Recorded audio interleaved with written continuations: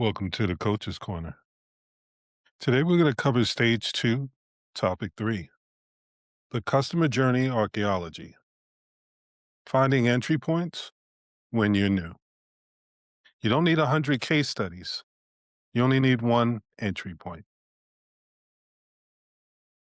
Let's start with the introduction, the entry point problem, the entry point mindset, the archaeology process, why one story beats 100 proofs, the 5-step discovery map, summary and key steps, your next steps, and resources.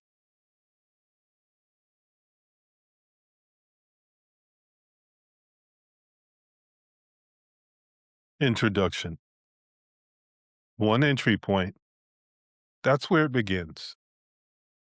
When you're new to business, the instinct is to prove everything, but proving everything kills trust. You don't need 100 case studies. You need one entry point. Every customer moves through the same 5 stages of belief. It moves from impossible to possible to plausible to probable to foregone conclusion. Your job when you're starting out is to move customers from impossible to possible. That's your entry point. Why entrepreneurs struggle. The instinct to prove everything is a trap. Here's why it fails. And here's what customers actually need. Let's start with the trap. One, try to show every skill. You want to be seen as capable of everything. Two, want to be seen as capable. This feels safe, but it creates noise instead of clarity. Three, creates confusion, not trust. Customers can't find the one thing that applies to them. Let's take a look at the reality. Customers don't need the full story. They need one believable result that shows you understand their problem. Not 100 proofs, one story, one moment, one transformation they can picture themselves in. What they're actually buying? The moment that makes the impossible feel possible. And that's your entry point. So if you find yourself trying to prove that you can be all things to all people, understand that people don't care about everybody else's problem when they're going through a problem, challenge, or struggle. They care that you're going to be able to solve theirs, their specific problem, their specific challenge or struggle. Focusing on being able to identify it, make sure that you can convey what the process looks like and how you're able to address it. Those are things that move something from being impossible in someone's mind to not just possible, but plausible. The entry point mindset. Shift your goal not to prove capability, but to move people from impossible to possible. The goal? Move people from impossible to possible, not all the way to the end, just the first step. That's the part that's going to be the initial conversation starter. The common mistake that people make is they try to rush people through the full customer journey. The reality is you have to give people an opportunity to digest one stage to the next. The more seasoned they are, the more they prioritize the problem, they will absolutely move through it a little bit faster than someone else. But you have to give them the time to be able to process things on their own. Where entry points come from. One, your personal transformation. You've been through it. That lived experience is a credibility shortcut no competitor can copy. Two, insider knowledge others overlook. You see problems your market accepts as normal. That gap is your buried opportunity. Three, a fresh perspective that reframes. You're not solving the same problem differently. You're revealing a problem they didn't know they had a solution for. The key question here is, what's the first small win I can reliably create? That's your entry point. The archaeology process. Think like an archaeologist. You're not inventing something new, you're uncovering what's already there. So let's look at it from stage by stage. One, dig for the hidden pain points. Find that quiet frustration others ignore. Two, spot the transition moment. Find when frustration turns into readiness.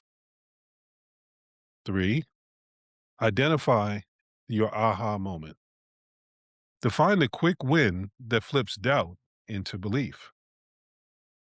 Four, turn it into your signature story. Craft one simple story that opens the door. The goal isn't to know your customer journey, it's to find one crack in the wall where you can enter. Ideally, what you're trying to do is you're trying to uncover a problem that someone has that they don't know is possible for them to solve. You want to be able to point out that frustration and test how much they prioritize it. Is it a want? Is it a need? Is it a nice to have? Then you want to define that aha moment, that quick win that flips it from doubt to belief, that takes it from being something that's impossible to address to something that makes it possible. You ask questions like, what if I was able to tell you or show you that there is a solution for that? Pause. You don't need to go beyond that. You need to pique their interest enough for them to realize that it's something that is possible. And then once you're able to identify that and you're able to actually deliver on those results, and as you're walking them through what that process looks like, that's what you turn into your signature story. That's crafting that one simple story that opens the door. Dig for the hidden pain points. Find the quiet frustration others ignore. Most competitors focus on obvious problems. Your opportunity is what they've stopped noticing. The buried opportunity. Look for frustrations your audience accepts as normal. These are problems so familiar they've stopped trying to fix them, which means no one is competing to solve them yet. That invisibility is your advantage. Look for the things where people say it is what it is. When they've gotten so accustomed to dealing with that problem, it becomes the headache that they know. Once you're able to identify that problem and put a name to it, then it makes it easier for you to be able to point it out to people and start to gauge how much they prioritize it. So here's what to look for: complaints that repeat, the same frustration mentioned in every conversation or comment thread, workarounds people use. If people are hacking together solutions, that gap is a pain point. Resigned acceptance. This is just how it works. That phrase signals buried opportunity. Each one of these is something that you can start to look for when you're trying to figure out a problem, challenge, or struggle that you want to be able to address. This gives you the business idea. It gives you the audience that needs that problem, challenge, or struggle addressed. And then it allows you to be able to start to gauge how much of a priority it is. The more they prioritize it, the shorter the customer journey. Spot the transition moment. There's a specific moment when frustration turns into readiness. That transition is your doorway in. What triggers the shift? Before this moment, your prospect isn't ready. They're tolerating the problem. After it, they're actively looking for help. Your offer needs to meet them right at that shift, not before it, and not after the window closes. Spotting that transition moment, making sure that in some cases you can actually create it by identifying something that they thought was impossible or too overwhelming and putting a name to it, and then planting the seed that this is something that can be addressed. Common transition triggers: a deadline or milestone. The business has been almost ready for months. Now there's a real date, a cost they can finally see. They've calculated what staying stuck is actually costing them. Someone else figured it out. A peer solved the problem. Suddenly it feels solvable for them too. Identify your aha moment. What's the smallest transformation that makes someone say, this actually works? That's your entry point. The quick win that flips doubt into belief.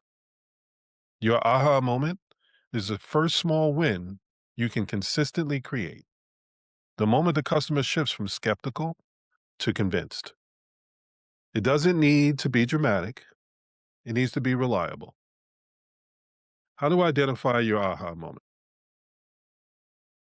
What wins repeat? Look for outcomes you've created more than once. Repeatability is your proof. What surprises clients?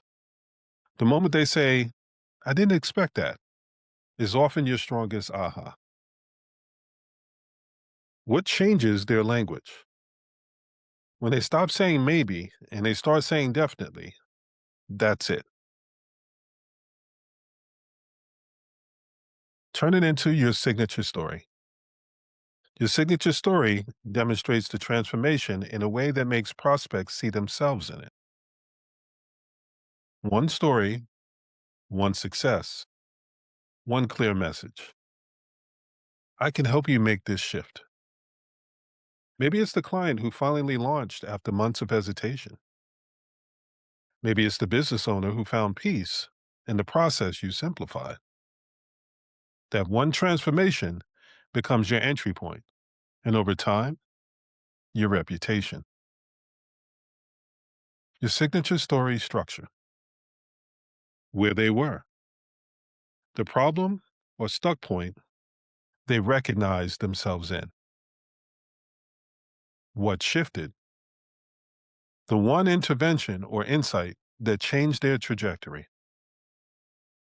where they are now, the visible result that others can picture for themselves. When I say signature story, there's a beginning, there's a middle, and there's an end. I like to build things out with checkpoints and milestones, and each one serves as its own story. It looks something like: when we first met, you were struggling with this problem, challenge, or struggle. We identified that there is a solution. And once we're able to identify it, then we customized it to your situation to make sure that we can ensure your results.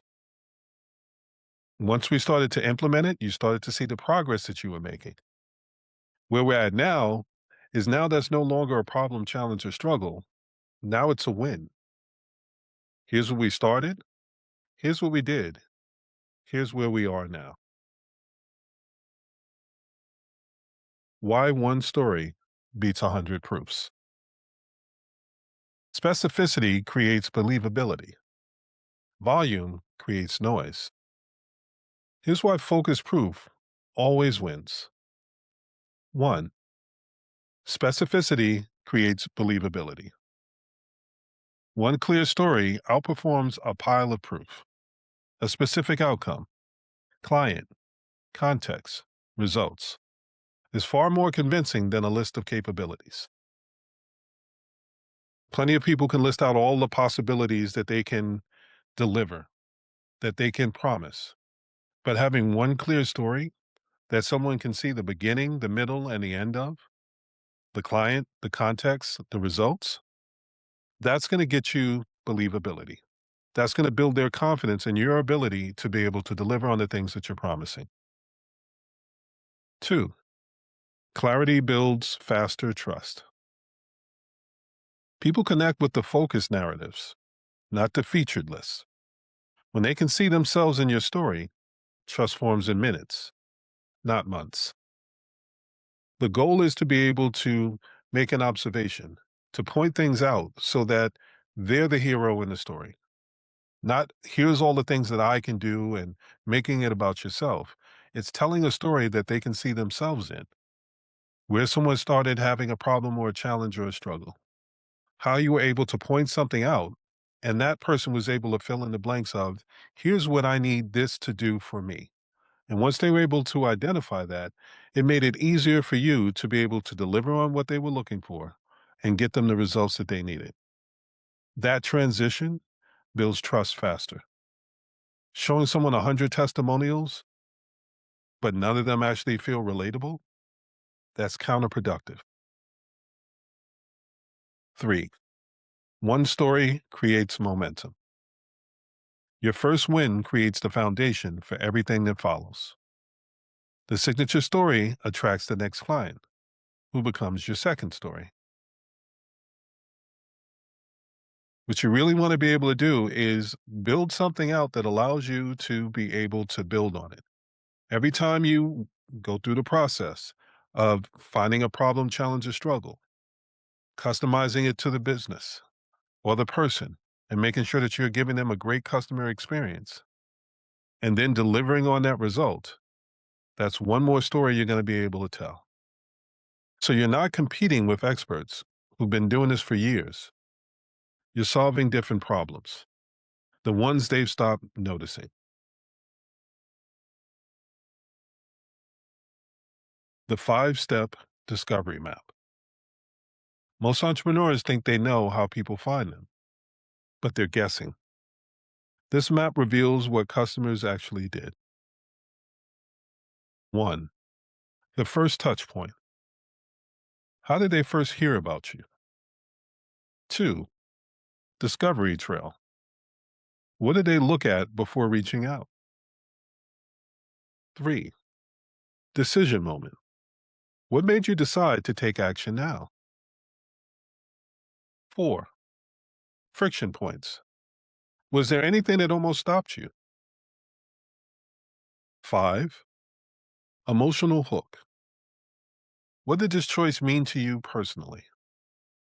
These are the questions that cover different stages as you start to have a conversation with someone to gather the context, because this context is what's going to allow you to be able to identify how to find that next person again.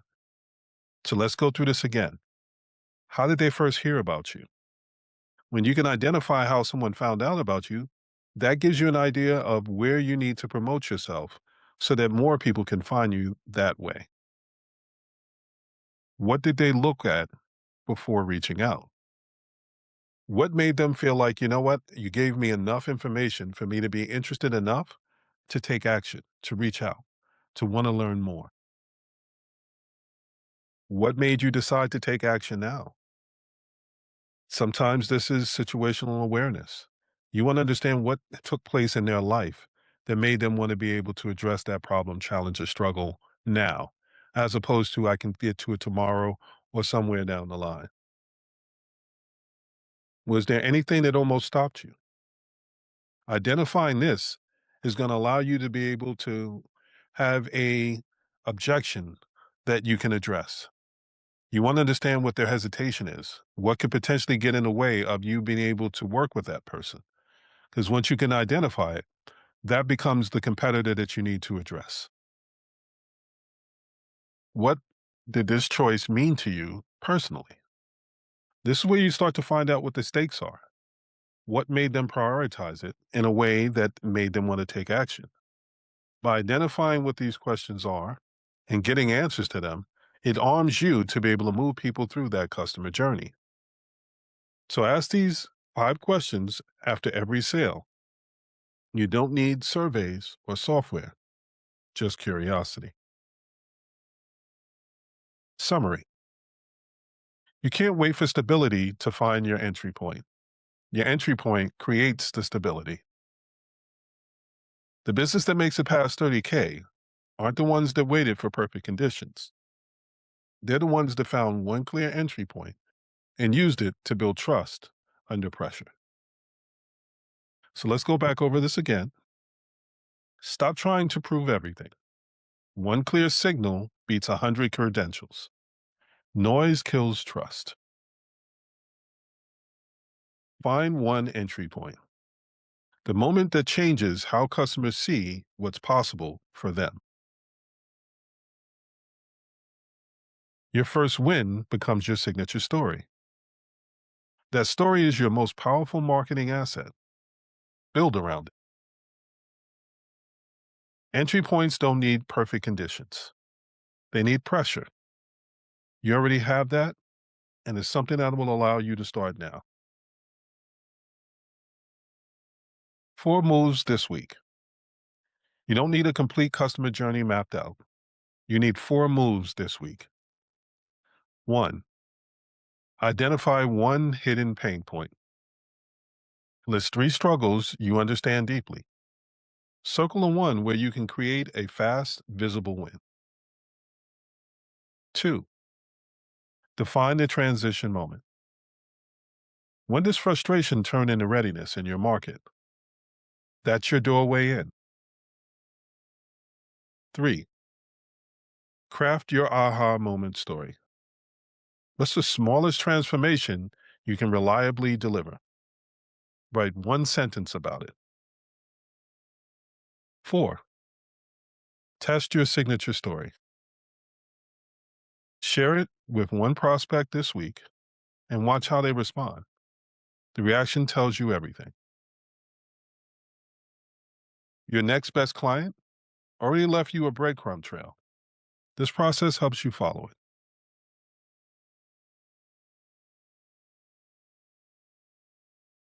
Finally, here's the question. Have you found your entry point yet? You want to dig, spot, look for the aha, and create your story. To help you with this process, I have a free entrepreneurial assessment. This will help you discover your natural way of building trust and shape your entry points. I created this assessment to break it down into 10 different entrepreneurial types. This gives you 10 different pathways that you can potentially use to be able to get to your definition of success.